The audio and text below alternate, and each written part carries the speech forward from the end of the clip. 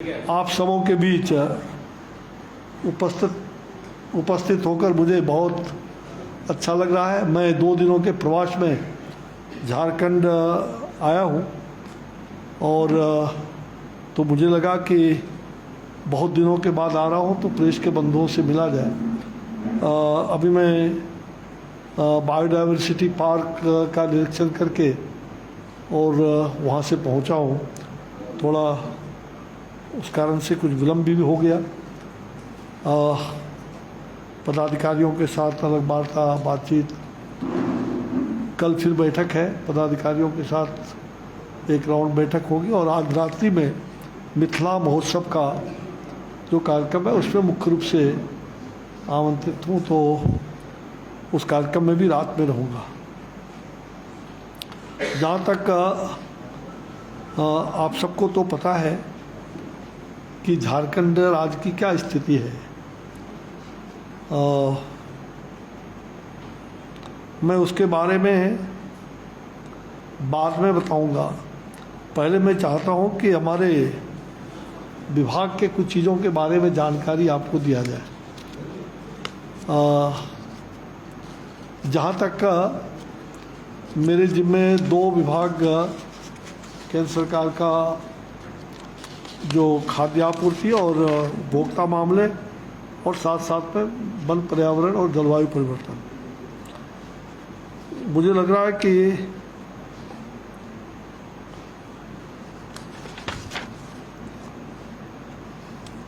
यहाँ भारत सरकार का झारखंड में हमारे विभाग के द्वारा क्या चल रहा है उसके बारे में और फिर एक जनरल जानकारी देना। जहाँ तक हमारा देश के यशस्वी प्रधानमंत्री श्री नरेंद्र भाई मोदी जी ने उनके 30 मई को केंद्र सरकार का एनडीए का 9 साल पूरा हो रहा है, पूरा हो जाएंगे 9 मई को, 30 मई को। मैं बताना चाहूँगा कि प्रधानमंत्री जी के नेतृत्व में जो केंद्र सरकार ने सभी राज्यों को, और हम कह सकते हैं कि एक राज्यों का समुचित विकास हो, और विशेष करके जो नॉर्थ ईस्ट के राज्य हैं,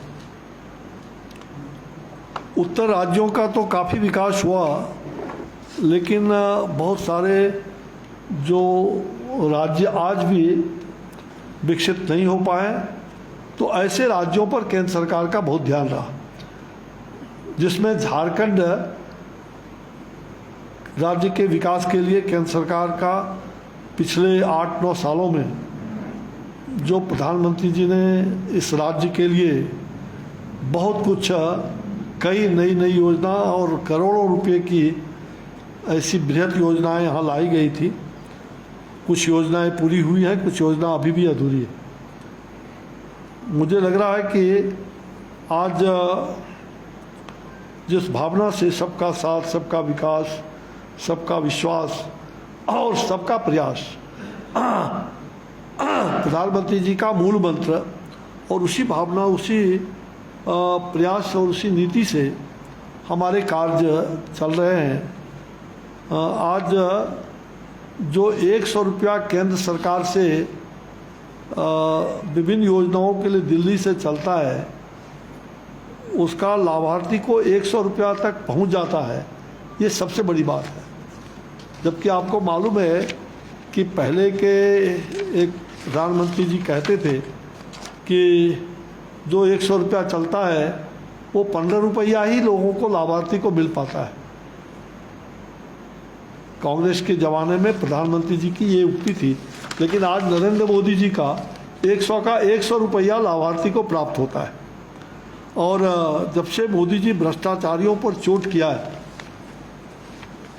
उन पर लगाम लगाना शुरू किया है, तो तिलमिला गए और सभी दिल्ली में भ्रष्टाचारी एक मंच पर इकट्ठा होने लगे और उसके पोषक मुंगेरी लाल का हसीन सपना देखना शुरू कर दिए।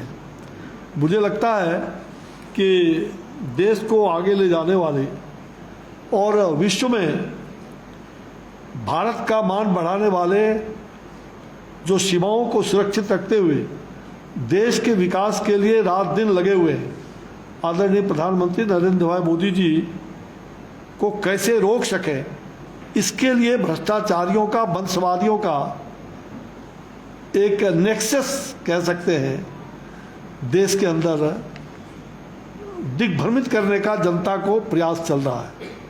जनता को गुमराह किया जा रहा है। मुझे लग रहा है कि ये जो महाठगबंधन की पार्टी हमारे बिहार में भी है और उन लोगों को पता नहीं कि जनता क्या असीम स्नेह, उनका प्यार नरेंद्र मोदी जी के साथ है। और जहाँ तक अगला लोकसभा जब 2024 का चुनाव होगा तो ये औंधे मुंह गिरेंगे और इनके दांत झड़ जाएंगे। जनता का इतना प्यार मोदी जी के साथ है, जनता चाहती है हमारी सुरक्षा हो, हमारी माँ बहनों की सुरक्षा हो, देश की सुरक्षा हो।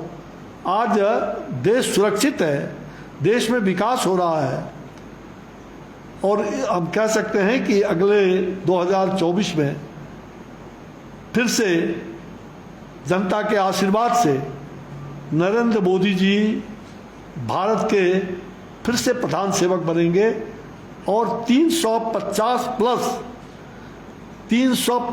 प्लस लोकसभा सीटें जीत करके प्रधानमंत्री फिर से प्रधान सेवक का जनता की सेवा करने के लिए जनता के आशीर्वाद से वो आएंगे। जहाँ तक मैं झारखंड के बारे में कुछ चीज़ों के बारे में मैं विभागीय अपने आंकड़े को बताऊंगा। झारखंड क्षेत्र में कोविड-19 के दौरान 41.3 लाख मैट्रिक टन अनाज मंगवा करके आम जनता को वितरण किया गया है, जिसका लाभ 58.41 लाख लोगों को प्राप्त हुआ है। ये खाद्य आपूर्ति मंत्रालय की ओर से। बिचौलिए और जो फर्जी किसानों से जो खरीद बंद करने के लिए सूचना एवं प्रौद्योगिकी की मदद से किसानों को अब सीधे खरीदी जा रही है उनके फसल जो है धान गेहूँ, और उनके खाते में डीबीटी के माध्यम से सीधे उनके खाते में पैसे भेजे जा रहे हैं ताकि समर्थन मूल्य का लाभ उनको सुनिश्चित रूप से दिया जा सके। तो अब समर्थन मूल्य पहले जो बिचौलिया बीच में कर लेते थे अब वो बंद हो गया है। फलस्वरूप हजारों अन्नदाता सैकड़ों वर्षों के साहूकारी प्रणाली, जो विशेष करके झारखंड में जो साहूकारी प्रणाली था, बिहार और झारखंड में रहा हूँ इसलिए झारखंड को बहुत निकट से आज हमारे सगे भाई के रूप में बिहार झारखंड है। बहुत हाल में ही झारखंड अलग बना है, अभी भी हमें महसूस होता है कि बिहार के साथ है। और साहूकारी प्रणाली से यहाँ का जो आदिवासी हैं मूल, उनको किस प्रकार से यहाँ दबाया गया, कुचला गया और आज भी कुचला जा रहा है, तो उसको ऋण चक्र से बाहर लाने में भारत सरकार ने बहुत मदद किया। झारखंड राज्य में जो KMS 18-19 में 1.53 लाख मैट्रिक टन चावल अधिप्राप्ति किया गया, जो कि KMS 21-22 में बढ़कर 4.82 लाख मैट्रिक टन हो गया। झारखंड राज्य में KMS 21-22 में जो चावल की अधिप्राप्ति है उसमें लगभग 5 लाख किसानों को उसका लाभ मिला, ये खाद्य आपूर्ति मंत्रालय की ओर से। जहाँ तक खाद्य सुरक्षा को सशक्त बनाने के लिए एक देश एक ration card, one nation one card, one ration one card योजना पर भी झारखंड में तेजी से काम करने का केंद्र सरकार ने प्रयास किया, जिसमें कोई भी लाभुक किसी भी परिस्थिति में अपने हक से वंचित ना हो सके। वर्तमान में भारत सरकार ने one nation one ration card के सिद्धांत को भी पूर्ण रूप से लागू कर दिया है और इसके तहत झारखंड के प्रवासी मजदूर भाइयों को, मैं कुछ दिन पहले जम्मू कश्मीर गया था, नॉर्थ ईस्ट गया था, मैंने देखा कि वहाँ पर जो हमारे झारखंड मूल के रहने वाले लोग, बिहार के लोग जो प्रवासी भाई हैं, उनको मैंने पूछा, रोडवेज में काम कर रहे थे, तो मैंने कहा कि भाई कहाँ से है? तो फलाने जगह से, कोई नवादा से, कोई कोडरमा से। तो मैंने कहा कि तुम्हें राशन कार्ड मिलता है? बोला हाँ, हमें तो यहाँ राशन पहुँचा देते हैं। ये जो वन नेशन वन राशन का जो लाभ है, बड़ी संख्या में लोगों को, जो हमारे प्रवासी मजदूर भाई हैं और विशेष करके झारखंड के, उनका लाभ उसको काफ़ी व्यापक पैमाने पर मिल रहा है। वर्तमान जो स्थिति में भारत सरकार ने जो fortified rice mid day meal scheme में हमने पहले लागू किया था, आंगनबाड़ी में लागू किया था, और ICDS के जो स्कीम थे उसमें झारखंड के सभी जिलों में हमने इसको प्रदान कर दिया है। और इससे जो कुपोषित बच्चे हैं और जो हमारी गर्भवती माता बहन हैं, उनको इसका बहुत लाभ मिल रहा है। जो कुपोषण के शिकार से हम बच्चों को बचा रहे हैं, क्योंकि फोर्टिफाइड राइस जो है वो विटामिन युक्त है। और प्रधानमंत्री जी ने जो कहा था कि 2024 तक, हमने विभाग की ओर से 2023 में वो काम 2022 में ही करना शुरू किया। 2023 में अब हमने सभी राज्यों को फोर्टिफाइड राइस हम भेजना शुरू कर दिए। और आपकी जानकारी के लिए कि 2023 तक ऐसा एक भी राशन दुकान नहीं होगा देश में जहां फोर्टिफाइड राइस हमारा नहीं पहुंच जाएगा। और 2024 से तो हम बाजार में, आम बाजार में उपलब्ध कराना शुरू करेंगे। उसमें जो एक बड़ी खबर आपके लिए, 2024 में हम फोर्टिफाइड राइस जो आम लोगों के लिए बाजार में उपलब्ध हो जाएगा, जिसमें 1% विटामिन युक्त चावल मिला करके हम उसको लोगों को देते हैं। खाद्य सुरक्षा को प्रबल बनाने के लिए झारखंड राज्य में भारत सरकार ने भारतीय खाद्य निगम का जो हमारी भंडारण की क्षमता है, जो 2015 में 2.32 लाख मेट्रिक टन पहले था 15 में, जो बढ़ करके अब 22-23 में वो बढ़ करके 3.96 लाख मेट्रिक टन हो गया। जो पहले मैंने बताया कि जो पहले 2.32 लाख मेट्रिक टन था 15 में, वो बढ़कर के 3.96 लाख मेट्रिक टन हो गया। भंडारण में हमने आधुनिकीकरण की तरफ हम काफ़ी बढ़ रहे हैं। और साथ साथ जो लोगों की जो क्रय, धान का क्रय या गेहूँ का, उसके लिए भी पहले लोग देख करके मतलब उसका जो खरीदगी जहाँ होता था तो उसमें कितना नमी है, कितना क्या है, अब उसके लिए एक संयंत्र भी, आधुनिक संयंत्र हमारे MSME के द्वारा जो न्यू एंटरप्रेन्योर्स हैं उन्होंने खोला है। अब हम उस राज्यों में ये भेज रहे हैं, वो मशीन भेज रहे हैं, और मशीन से हम देख लेते हैं कि अनाज हमारा कितना गुणवत्तापूर्ण है। तो ये एक बड़ी बात है। मुझे लग रहा है कि भारतीय खाद्य निगम के जो आपके यहाँ उपभोक्ता मामले का, उसमें जहाँ तक खाद्य आपूर्ति और जन वितरण विभाग का भारत सरकार द्वारा झारखंड राज्य में भंडारण क्षमता तो हमने बढ़ाया ही, और उसके साथ साथ जो नए प्लान स्कीम भी हमने लिया है, जिसमें चतरा इटखोरी में 10,000 मेट्रिक टन का गोडाउन, गोड्डा के पोरैया हाट में 10,000 मेट्रिक टन का गोडाउन, जिला दुमका में 10,000 मेट्रिक टन, क्षमता के गोदाम का निर्माण किया जा रहा है, वो जारी है। ये हमने इसको अलग से बढ़ाया। भारतीय खाद्य निगम द्वारा HEC का जो रांची से ज़मीन अधिग्रहण करने की प्रक्रिया भी वो जारी है और उपरोक्त ज़मीन पर हमने क्षेत्रीय कार्यालय और मंडल कार्यालय दोनों ही कार्यालय रांची में बनाने का कार्य, उसकी प्रक्रिया आरंभ करने के लिए उच्चतर कार्यालय द्वारा स्वीकृति कर दिया गया है और झारखंड राज्य में भारतीय निगम का अपना कार्यालय हो जाएगा। ये केंद्र सरकार की एक बड़ी उपलब्धि होगी। हमने यहाँ विशेष करके और भारतीय खाद्य निगम के मंडल कार्यालय जो डिविजनल होते हैं वो धनबाद और देवघर में, वो मंडल कार्यालय का निर्माण कार्य की प्रक्रिया आरंभ कर दी गई है। वो प्रक्रिया धनबाद और देवघर में मंडल कार्यालय की निर्माण प्रक्रिया आरंभ कर दी गई है।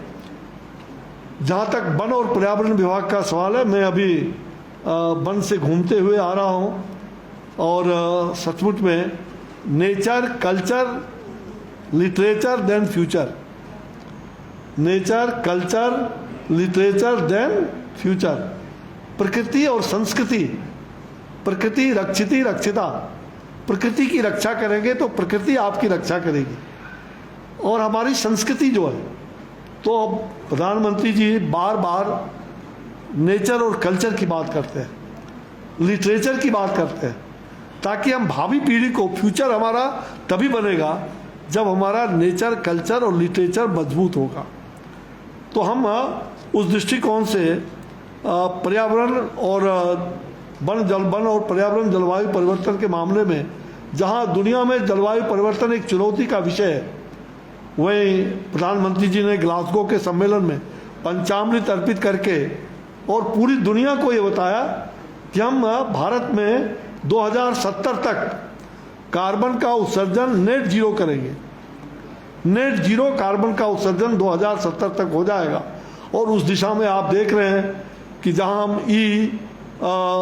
वाहन, छोटे वाहन से लेकर के ट्रक और बसें बड़े पैमाने पर अब सड़कों पर आना शुरू हो गया है, वहीं हमने ट्रांसपोर्टेशन में, ये ट्रांसपोर्ट में जो ज़्यादा कार्बन डाइऑक्साइड उत्सर्जन होता था, उसके रोकथाम के लिए बड़े बड़े शहरों में हमारा मेट्रो का काम चालू हो गया है।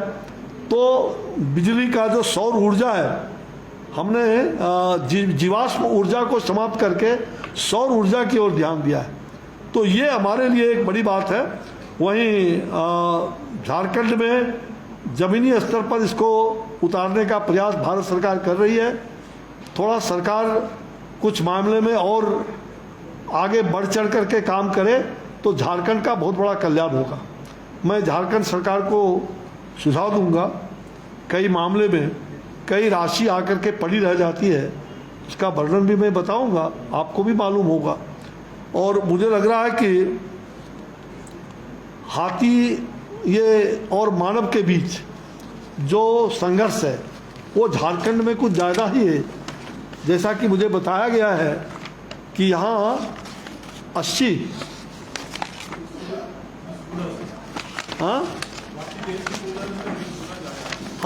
अन्य राज्यों से 20 गुना ज़्यादा यहाँ हाथी से और मानव का संघर्ष में लोग मौत के शिकार हो जाते हैं। ये बहुत चिंता का विषय है। राज्य सरकार को इसके लिए ध्यान देने की आवश्यकता है। जगह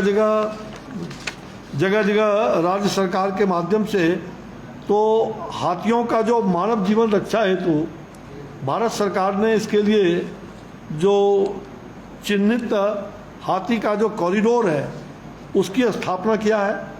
हमने कई और आज कुल मिलाकर के 33 एलिफेंट प्रोजेक्ट है देश में, जिसमें एक एलिफेंट प्रोजेक्ट आपके झारखंड में है, सिमडिगा सिमू में, सॉरी सिमडिगा सिमू। सड़क परियोजनाओं, रेलवे योजनाओं में हाथी के आवागमन की सुविधा कैसे अच्छी हो, उस पर हम लोगों का लगातार बातचीत चल रहा है। अभी एलिफेंट प्रोजेक्ट का राष्ट्रपति जी महोदया ने 7 तारीख को गुवाहाटी के काजीरंगा में उसका विधिवत 30 साल पूरा होने पर उसका उद्घाटन हुआ। हम लोग उस अवसर पर वहाँ उपस्थित थे। तो हम कह सकते हैं कि प्रोजेक्ट एलिफेंट पर भारत सरकार का बहुत बड़ा ध्यान है। और आर्थिक अनुदान जो होता है मृत्यु होने पर, उसमें झारखंड सरकार मात्र 4 लाख रुपया दे पा रही है, जबकि कर्नाटक सरकार 15 लाख रुपया दे रही है। झारखंड सरकार मात्र 4 लाख दे पाती है, वो भी कई बिचौलिए उसमें लग जाते हैं। और जो आदिवासी, खास करके जंगलों के बगल अगल में जो आदिवासी वनवासी परिवार है, उन परिवारों में मौत होती है, लेकिन हमारे वनवासी क्षेत्र के मुख्यमंत्री, यहाँ की सरकार, पता नहीं उनका ध्यान उस ओर केंद्रित नहीं है। और मुझे लग रहा है कि केंद्र सरकार की ओर से 50% राशि भुगतान करने का 5 लाख देने की सिफारिश भी हमने किया है कि हर सरकार 5 लाख से कम ना दे, लेकिन यहाँ 4 लाख दिया जाता है। इसको बढ़ाने की आवश्यकता है। और हम लोगों ने एक एडवाइजरी भी हम लोग जल्द भेजने जा रहे हैं कि एक समान जो मृत्यु के शिकार हो जाते हैं हाथी और मैन कॉन्फ्लिक्ट में, एलिफेंट और मैन कॉन्फ्लिक्ट में, उसमें एक समान मुआवजा दिया जाए। आप देखो, कर्नाटक 15 लाख, यहाँ 4 लाख। भारत सरकार ने हाथी मानव संघर्ष से निपटने के लिए गाइडलाइन और एडवाइजरी और फील्ड मैनुअल भी बनाए हैं। भारत में हाथी और मनुष्य के मौत का अनुपात, जैसा मैंने कहा कि 1.5 है, जबकि झारखंड में यह अनुपात 1.20 है। अन्य देश में पूरे 1.5 का अनुपात है, 1:5 का, 1:5 है। वहीं झारखंड में 1:20 है। झारखंड सरकार को इस दिशा में उचित कदम बढ़ाने की आवश्यकता है। मैं ये सुझाव के तौर पर झारखंड सरकार से आग्रह करूंगा कि वो जल्द से जल्द इस सुझाव को माने और इस पर अमल करें और इस पर शीघ्र कार्रवाई सुनिश्चित करें। जहाँ तक आपकी जानकारी के लिए कि पूरी दुनिया में वन्य जीव संरक्षण का जो रोल मॉडल बनकर भारत उभरा है, इसमें कहीं दो मत है। पूरी दुनिया में आज भारत वन्य जीव संरक्षण को लेकर के एक रोल मॉडल के रूप में प्रधानमंत्री जी ने जो मेहनत किया है वन्य जीवों के प्रति, और हमने दुनिया भर के लोगों को ये आश्वासन दिया है। अब आप जानते हैं कि कार्बन डाइऑक्साइड का जो उत्सर्जन होता है, वो उत्सर्जन जितना हम वृक्ष लगाएंगे उससे उत्सर्जन कम होगा। और उस दिशा में जहां हम हाइड्रोजन गाड़ियां और हर प्रकार की तैयारी हमारी हो रही है, ई वाहन से लेके हाइड्रोजन, और उसमें कार्बन डाइऑक्साइड के उत्सर्जन को कैसे कम किया जाए, इसका पूरा प्रयास चल रहा है। वहीं हमारे जो प्रोजेक्ट एलिफेंट के साथ साथ प्रोजेक्ट टाइगर, प्रोजेक्ट लायन और प्रोजेक्ट डॉल्फिन, कल मैं पटना में प्रोजेक्ट डॉल्फिन का और एक बड़े सेमिनार को और वहाँ पर एक उद्घाटन भी किया था। तो गंगा का जो डॉल्फिन है, मछलियाँ, तो ऐसे 4 प्रोजेक्ट हमारे बड़े बड़े प्रोजेक्ट हैं वन पर्यावरण विभाग का, जिसको, और प्रोजेक्ट टाइगर का जो है आपको आदरणीय प्रधानमंत्री जी के दूरदर्शी नेतृत्व और उनके मार्गदर्शन में कह सकते हैं कि प्रोजेक्ट टाइगर और प्रोजेक्ट एलिफेंट का और चीता, अभी प्रोजेक्ट टाइगर का 8 तारीख को मैसूर में प्रधानमंत्री जी ने उसका 50 साल पूरा होने के बाद उसका विधिवत 12 देशों के लोग, भारत देश के मंत्री वहाँ पहुँचे थे।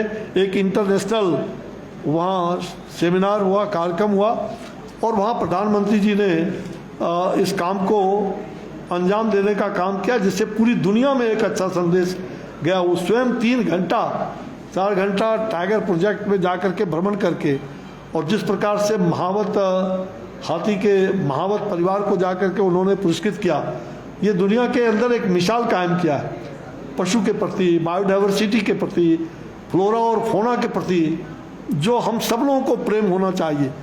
ये प्रधानमंत्री जी संवेदनशील है उस मामले में, और वो काफ़ी, ये पहली बार पर्यावरण वन जलवायु परिवर्तन मंत्रालय का ऐतिहासिक कदम हुआ कि 3 दिन के अंदर राष्ट्रपति और प्रधानमंत्री कोई एलिफेंट प्रोजेक्ट का और कोई टाइगर प्रोजेक्ट का उद्घाटन कर रहे हैं, और आने वाले दिनों में लायन प्रोजेक्ट का भी वो करने वाले हैं, और साथ साथ डॉल्फिन प्रोजेक्ट का, लायन प्रोजेक्ट का गुजरात में और डॉल्फिन प्रोजेक्ट का वाराणसी में एक बड़ा भव्य कार्यक्रम भी आयोजित होने वाला है। तो जहाँ तक का मुझे लग रहा है कि जो जैव विविधता बायोडाइवर्सिटी पर काफ़ी चर्चा हुई है, आज भी हमने अपने पदाधिकारियों के साथ चर्चा किया है। कुछ सुझाव भी मैंने अभी वन पर्यावरण विभाग में जब बायोडाइवर्सिटी पार्क देखने गए, वहाँ मैंने देखा पत्ता का ढेर पड़ा हुआ है, कभी भी वो आग लग सकती है गर्मी के मौसम में। अब उसको सरकार को वहाँ पर बजाते जो हमारे विभिन्न विभागों के साथ बातचीत करके उसको खाद के रूप में तैयार हो सकता है, अच्छे खाद तैयार हो सकते हैं, और उस खाद को हम किसानों को दे सकते हैं और उससे एक अच्छा आय हो सकता है। साथ साथ जो कच्चे पत्ता, कुछ कच्चे टाइप का पत्ता रहता है, उसको जो आम सहायता ग्रुप जो है ग्रुप, उनके द्वारा हम उनको पत्तल बनाने का काम कर सकते हैं। प्लास्टिक का ऑल्टरनेटिव चीज़ तैयार हो सकता है। हमने देखा कि बहुत बड़े पैमाने पर साग का, सखुआ का जो पत्ता है ये जंगलों में तो काफ़ी गिरे हुए हैं, और कभी भी कोई चिंगारी अगर चला जाए तो जंगल में आग लग सकता है। तो हमें आग से जंगल को बचाना है, और झारखंड सरकार इस मामले में कदम को आगे बढ़ाए तो ज़्यादा अच्छा होगा। और जहाँ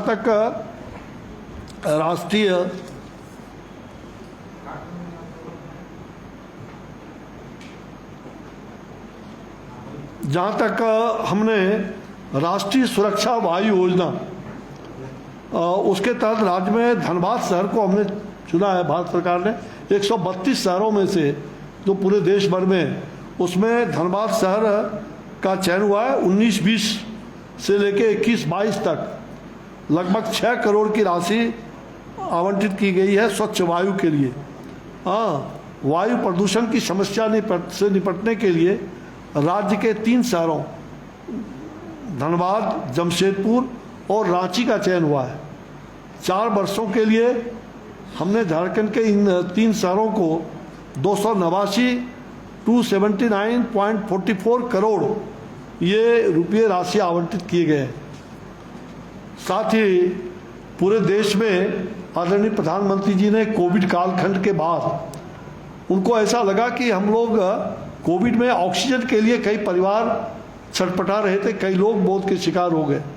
तो हम शहरों के अंदर खास करके कोई ऐसा वातावरण नहीं है जो लोगों को टालने के लिए और ऑक्सीजन प्राप्त हो, इसलिए वृक्ष कैसे, पेड़ कैसे लगाया जाए, और उसके लिए भारत सरकार ने एक बहुत बड़ी योजना हम लोगों ने पिछले 1.5 साल से लिया है, जो नगर वन योजना और नगर वाटिका योजना।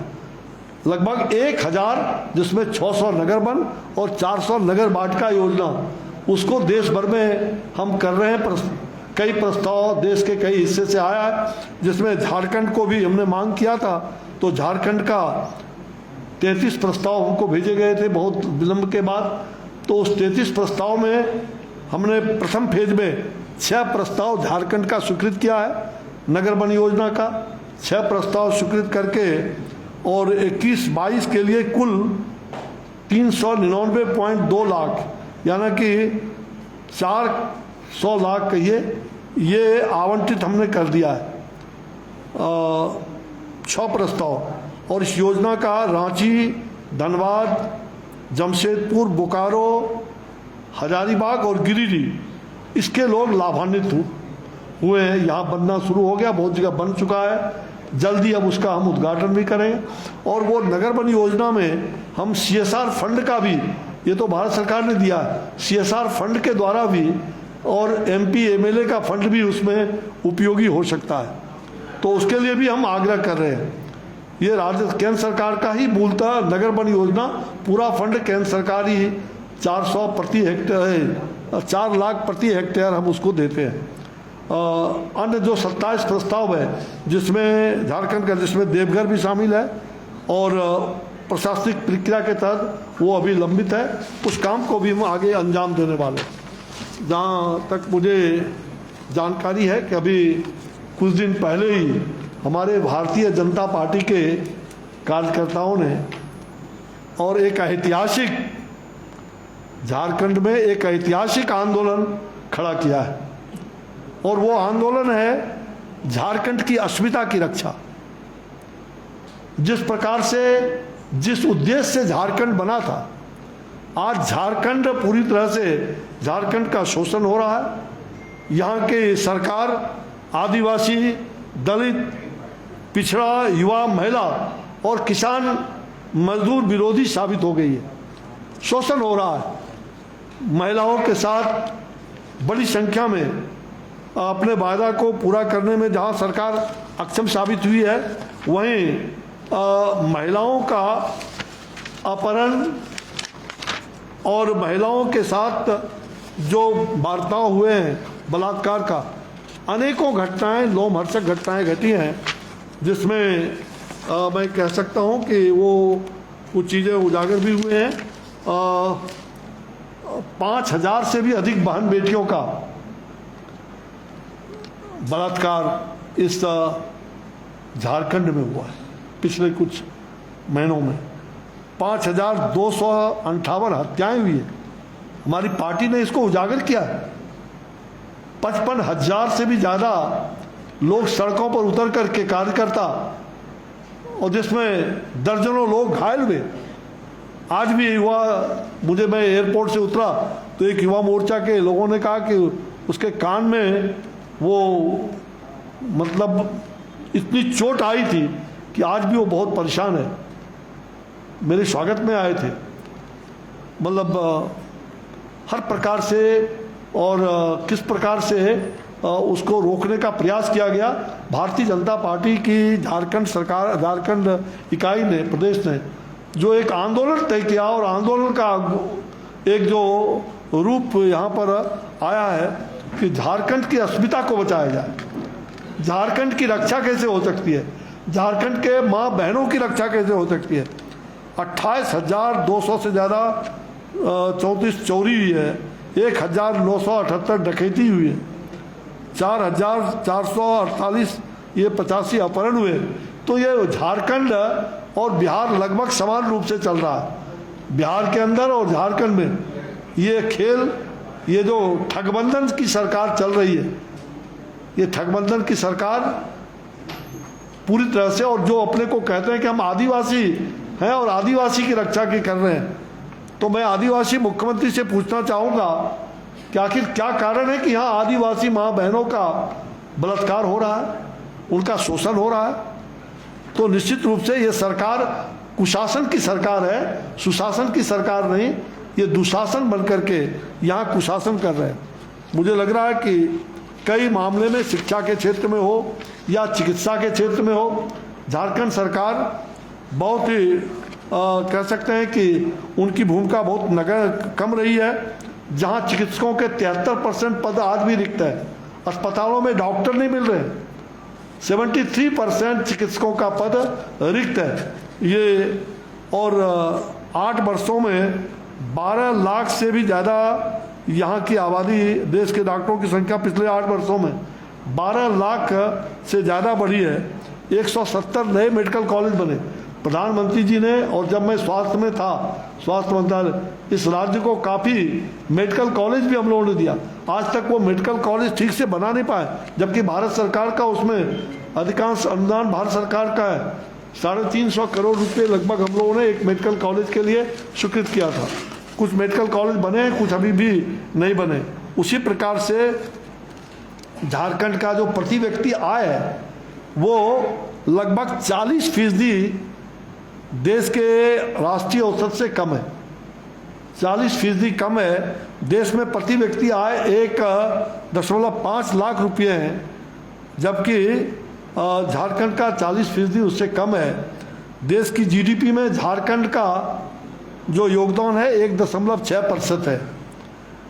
देश के कुल खनिज का जो 40% झारखंड में है। लेकिन क्या स्थिति है झारखंड में?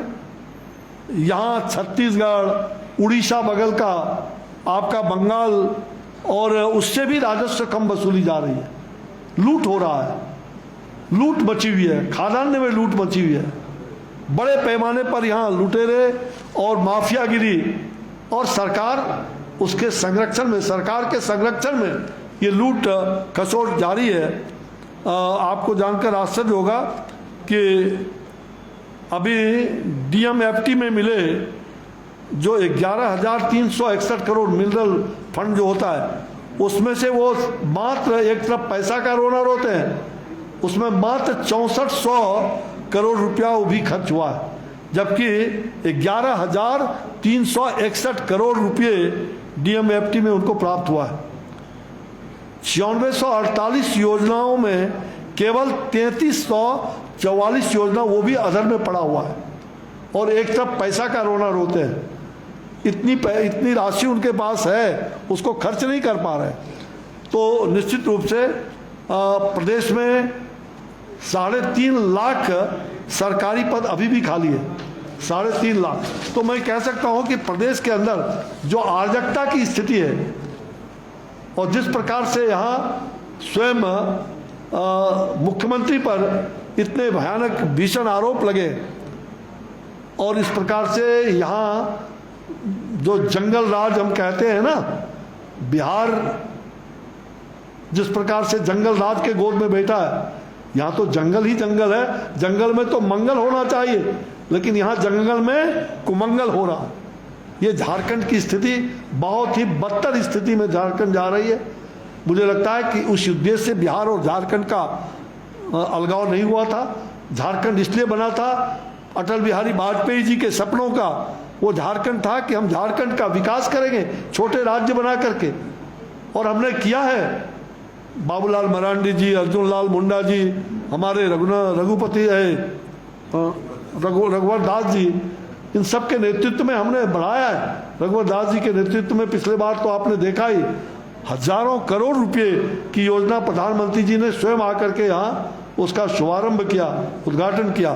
तो आज मैं चाहता हूँ कि झारखंड सरकार अभी भी चेते, वक्त कम है, और भारतीय जनता पार्टी का कार्यकर्ता कभी भी थकने वाला नहीं है, रुकने वाला नहीं है। हम आपको सही काम के लिए दिग्दिशा कर रहे हैं, और अगर आप उसके कारण प्रहार करेंगे, भारतीय जनता पार्टी के कार्यकर्ताओं पर जिस प्रकार से आपने पिछले दिनों कुठारा घात किया, जिस प्रकार से शांतिपूर्ण प्रदर्शन पर आपने लाठियां चार्ज की, आपने रबड़ बुलेट का इस्तेमाल किया, उससे भी हमारे कई लोग बुरी तरह घायल हुए। तो मुझे लग रहा है कि इससे समस्या का समाधान नहीं होगा। हम तो आपको चश्मा, जो आपके काले चश्मे हैं, उसको हम चश्मा दिखा करके आपको ये दिखा रहे हैं कि ये हालात है झारखंड की।